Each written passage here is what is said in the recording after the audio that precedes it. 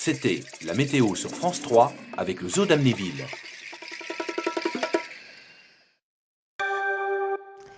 Dans Ici et pas ailleurs, direction ce soir à Reims où nous retrouvons Bertrand Lasguette qui va se transformer pour nous en combattant du Moyen-Âge.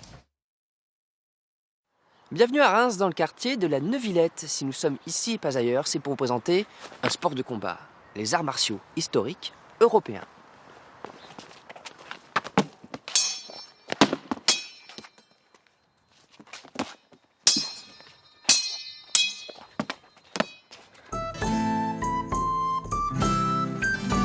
Ex Machina est une jeune association qui pratique une activité de vieux, d'ancêtres même.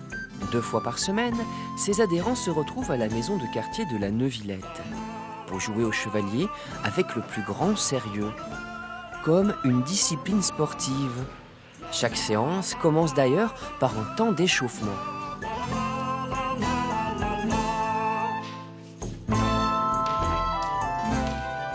Vous êtes sur une position très dynamique. Vous attendez de le voir venir. Hop, sur le côté. On percute la botte. On vient à la tête. Et on fait ça proprement. Ça va pas lui plaire. Dans le civil, Aurélien Nouvion est professeur d'histoire. Et c'est via l'histoire, l'étude de documents d'époque, qu'il développe son apprentissage des armes médiévales, comme le manuscrit de Walpurgis, un traité de combat du XIIIe siècle. On met en place une méthode scientifique, on va dire, pour pouvoir dire, là on peut faire ce geste-là, ça fonctionnerait. Là, ce geste-là, on laisse tomber, on le met de côté. Donc on fonctionne par hypothèse et on peut recréer petit à petit comme ça. On mêle l'histoire et le sport. Tu dois être là. Quand lui il arrive, hop, là déjà tu vois, tu dois déjà être là en dessous, bien bas sur lui. Vas-y. Voilà, voilà, voilà. J'ai appris pas mal de techniques qui sont pas très naturelles au niveau du geste et ça fait beaucoup travailler la coordination, les réflexes et c'est ça qui m'a beaucoup intéressée dès le départ. Et c'est physique ? C'est très fatigant parce que le matériel est lourd et on fait des gestes très répétés, surtout au niveau du bras qui tient l'épée, donc ça demande quand même des conditions physiques optimales. Est-ce que vos épées sont tranchantes ? Non, c'est des épées qui sont complètement émoussées en fait, sur 1 à 2 mm. Et même la pointe en fait est en forme de pièce de 2 €, justement pour pas rentrer dans la peau.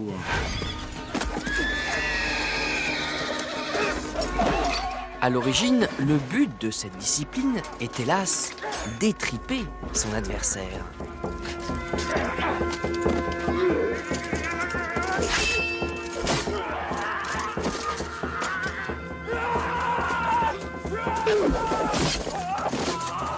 Alors vous, à Ex Machina, c'est ce que vous essayez de reproduire ? Alors absolument pas en fait. Là par exemple, on voit un geste où il coupe une jambe. On se rend compte que déjà les costumes ne sont pas bons par rapport à l'époque. Et qu'en plus il arrive à couper une jambe en étant totalement déséquilibré et en tapant juste sur une zone qui est entre 2 plaques, qui fait à peu près 1 cm. Ce qui est totalement irréalisable. Ouais. Un sport aussi pacifique ne pouvait que me tenter. Le bonhomme Michelin, son retour.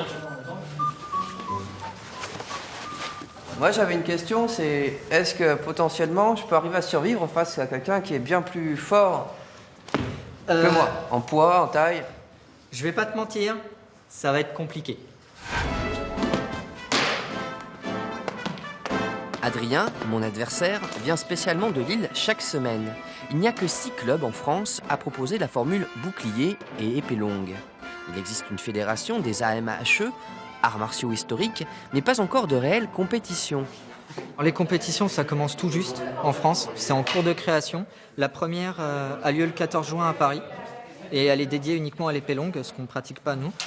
Les compétitions sont surtout faites à l'international, les pays nordiques, les Suédois surtout, Suédois et Norvégiens en font beaucoup. Les Italiens un petit peu, ça commence à venir, mais ça se structure. Les membres d'Ex Machina participent aussi à quelques reconstitutions, comme celle des batailles d'Hastings et de Bouvines. On voit toujours les chevaliers dans les films, tout ça. Et bah là, c'est un rêve qui devient un peu réalité, quoi. C'est amusant, puis en plus, c'est entre amis. On s'amuse bien. C'est vraiment c'est un retour en enfance, quasiment.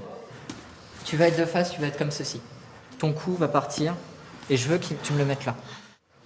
Un sport cependant réservé aux adultes, et aux adultes pas trop énervés, sinon ça peut mal tourner. Je suis mort, je ne dois plus avoir de tête, plus de jambes, je dois avoir perdu quelques litres de sang aussi. Nous étions à Reims, la prochaine fois nous serons ailleurs.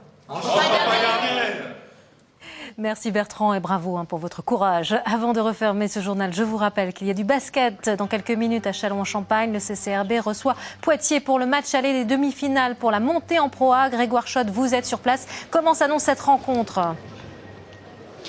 Eh bien, écoutez, ça continue, hein. La longue route vers la Pro A continue pour le CCRB, une route semée d'embûches avec ce soir un gros obstacle. Poitiers invaincu depuis 11 matchs, Poitiers qui n'a plus perdu depuis 2 mois, un adversaire que le CCRB devra battre s'il veut continuer à croire à une montée en Pro A. Et il vaudrait mieux donc déjà que les champenois se mettent à l'abri en gagnant ce soir, et ce avant le match retour, ce sera jeudi dans la Vienne. Voilà, le match commence à 20h à Châlons-en-Champagne. Merci Grégoire. Dans le reste de l'actualité, cette décision exceptionnelle de l'Agence régionale de santé qui a décidé de suspendre brutalement les services de réanimation de l'hôpital de Chaumont. L'ARS estime que la sécurité des patients ne peut plus être garantie.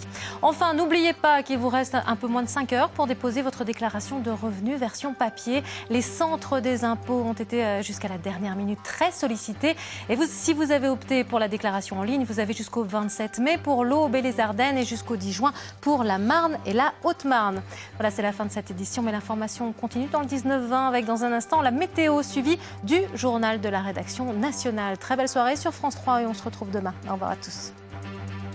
Retrouvez toute votre actualité régionale sur l'application France 3 Régions.